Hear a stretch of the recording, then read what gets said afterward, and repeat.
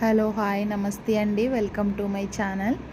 ఈరోజు మనం ఎంత ఆరోగ్యకరమైన ముల్లంగి దుంప ఆకులు పెసరపప్పు ఎలా తయారు చేసుకోవాలో చూద్దాం.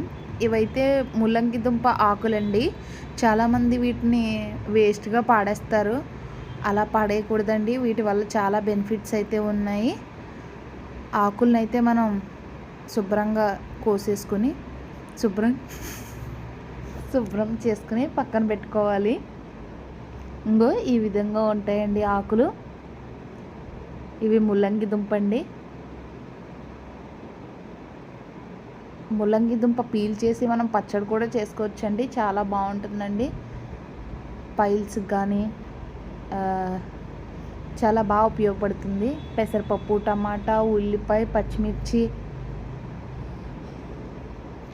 అవన్నీ యాడ్ చేసుకోవాలండి కుక్కర్లో. కారానికి తగినట్టు మనకి కారం ఎంత కావాలో అంత వేసుకోవాలి. పసుపు కూడా వేసుకోవాలండి. చింతపండు వేసుకోవాలండి.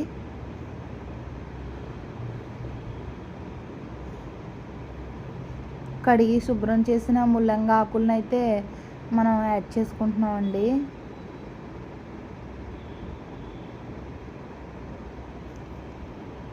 ఒక గ్లాస్ వాటర్ కూడా యాడ్ చేసుకుంటున్నామండి.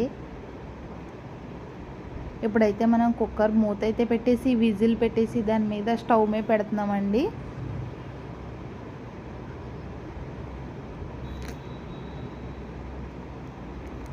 త్రీ విజిల్స్ రావాలండి. పెసరపప్పు ఎక్కువ ఉడిగితే పేస్ట్ లాగా అయిపోతుందండి, అందుకని 3 విజిల్స్ అయితే సరిపోతుందండి, లో ఫ్లేమ్లోనే. అప్పుడు తాలింపుకి మనం రెడీ చేసుకుందామండి. ఒక ప్యాన్లో ఆయిల్ వేసి వెల్లుల్లిపాయ, ఎండుమిరగాయ, కరివేపాకు, మినపప్పు, ఆవాలు, జీలకర్ర ఇవన్నీ ఫ్రై చేసుకుని మనం తాలింపు పెట్టేసుకోవాలండి, అంతే.